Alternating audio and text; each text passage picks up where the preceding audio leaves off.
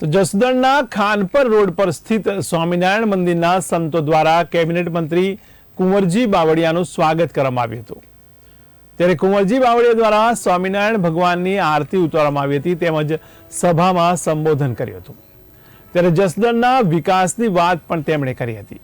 ત્યારે જસદણથી ખાનપર રોડ સ્વામિનારાયણ મંદિર સુધીનો રોડ પણ મંજૂર કરાવી આપવામાં તેમની ભૂમિકા રહેલી છે।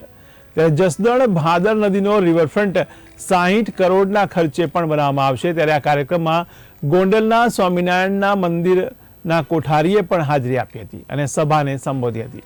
ત્યારે દર વર્ષે અમરાપુર સંસ્થામાં કુંવરજી બાવળિયા દ્વારા સર્વજ્ઞાતિ સમૂહ લગ્ન કરવામાં આવે છે।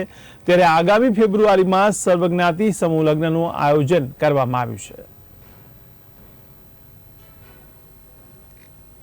જસદણ ખાતે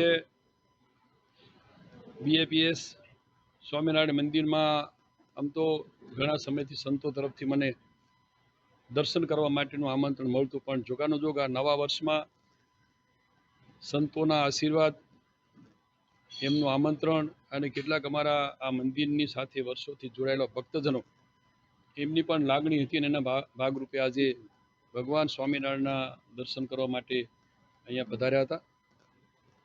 અહીંથી સ્વામિનારાયણ મંદિર સાથે જોડાયેલા અમારા કેટલાક મિત્રો અને ભક્તોની ઈચ્છા હતી કે આ મંદિરની પાસેનો ખાનપરનો રસ્તો ઓળખાય છે એ નામે આ મંદિરનો રસ્તો થાય, એની પણ અગાઉ રજૂઆતો હતી।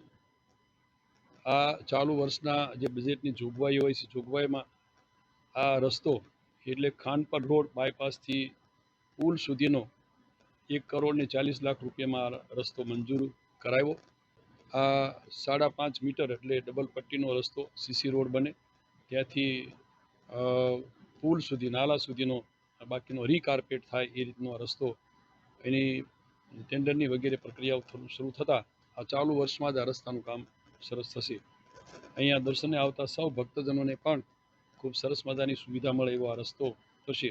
આ બધું સ્વામિનારાયણ ભગવાનની ઈશ્વરની કૃપા હોય અને સાથે સાથે આજે ગોંડલથી પણ પૂજ્ય સ્વામી અને કોઠારી સ્વામીજી પણ અહીંયા પધાર્યા હતા, એમના પણ આશીર્વાદો મળ્યા અને નવા વર્ષમાં કામ કરવા માટેની એમની ઈશ્વરની અને ભગવાન સ્વામિનારાયણની એના આશીર્વાદથી ખૂબ શક્તિ મળે એવી ભગવાનને પ્રાર્થના પણ કરી।